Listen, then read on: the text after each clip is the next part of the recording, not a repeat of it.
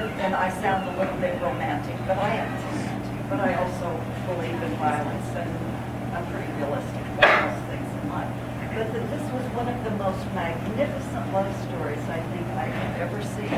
From start to finish, it was about Eros love.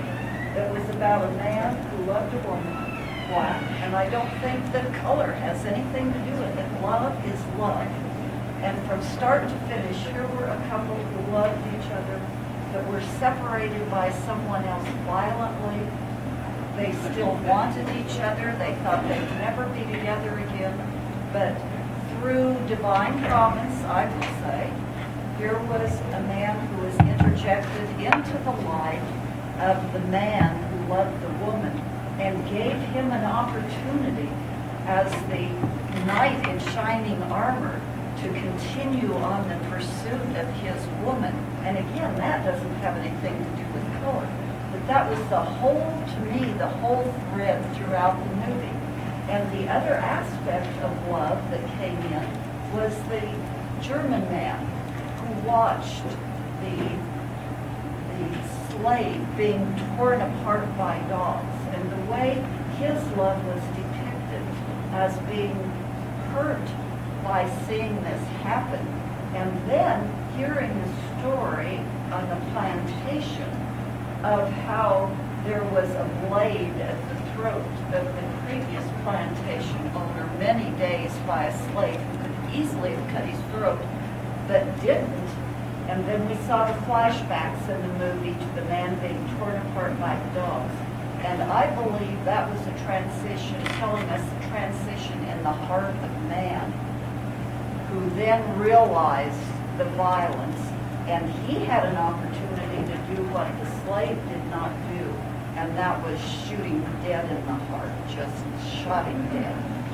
And from there on, everything kept snowballing, and eventually the man got his woman back, she got her man back, and it was a happy ending.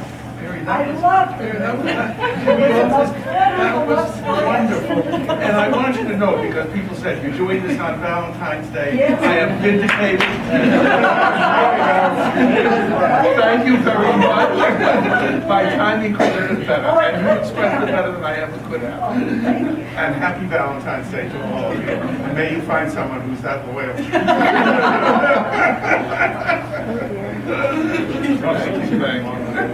Other people? I showed the 25th hour last night in my political systems course. Can you speak louder? I showed Spike Lee's The 25th Hour in my political systems course last evening to show the parallels with the Credo. And I think that Spike, and I know Professor Gilbert spoke about his unwillingness to see the film, Spike seeing the film, but I think that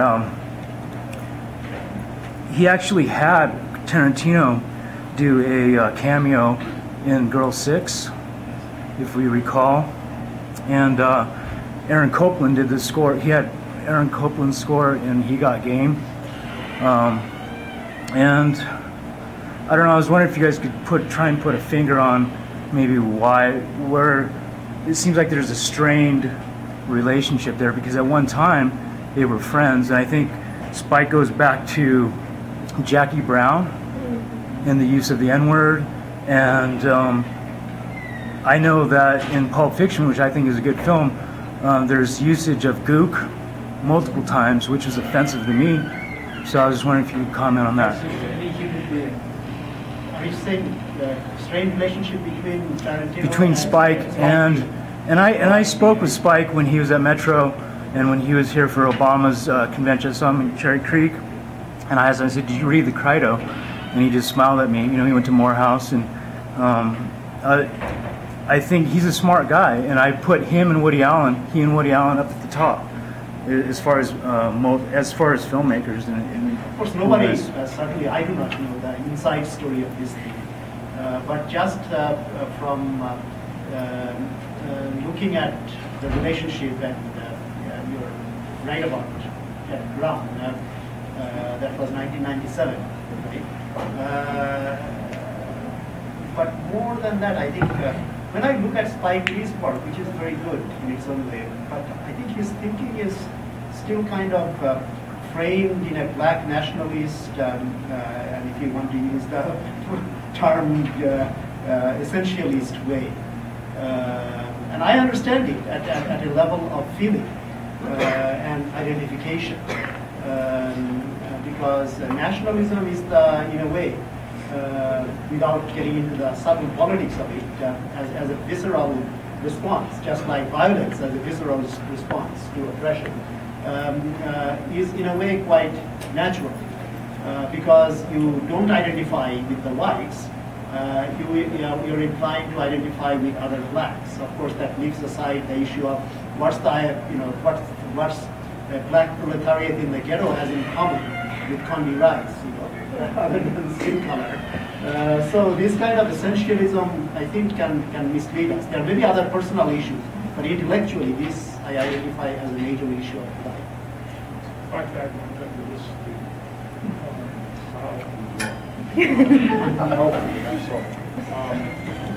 Spike Lee made Malcolm X.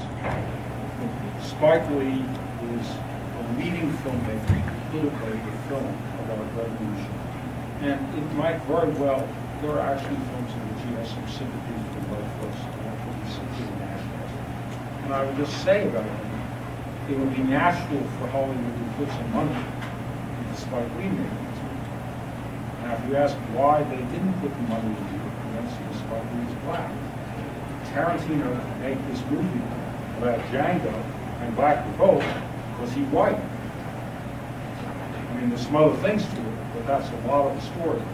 I think Spike Lee presented that, as we said, and I think that he's right about it.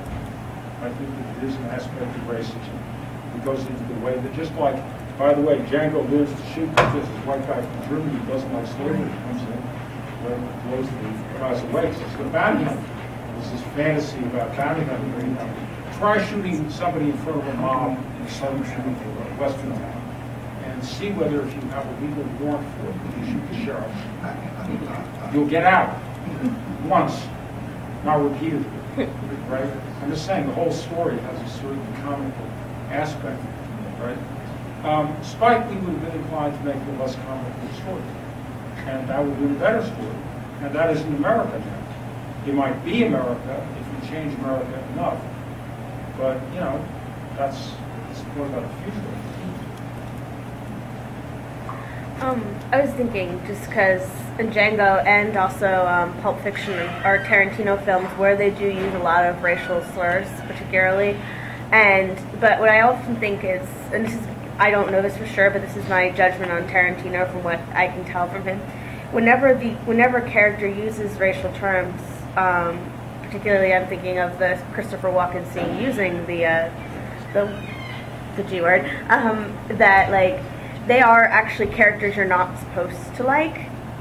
Usually they're pretty bad characters, especially in Django. A lot of the white characters who use the N-word are despicable people. Like the ones that, like Leonardo DiCaprio's character is a nasty human being. And I think that like a lot of why you use these words is that because you're not supposed to like these people. And they use these words because they're bad, despicable people, I think.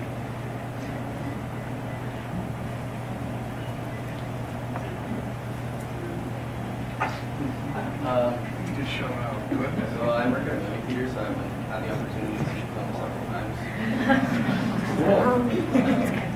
Two things struck me and resonated with me. One was Tarantino's use of art, and specifically the scene where the Ku Klux Klan members are so and I was just wanting to know what you guys think about that, especially since it's such a serious topic, the topic of slavery and brutality that Tarantino depicts in movies. And secondly, I thought it was really interesting. I think Christopher Waltz's performance was spectacular. And I think, again, as he did in Glorious Bastards, just took the role and played it so well. But the scene where he's talking to Django and he's having that intimate moment, and he talks and he says why, Django asks why he's doing this for him, and he says, I have a responsibility. It's because you're the first And I guess it's interesting because he's a German, and the fact that the Germans 100 years later like tortured Jews and Holocaust. But my question there is, how do you think foreigners see this film, and like how people react to slavery, especially the character played by Christopher Waltz? Well, I'd like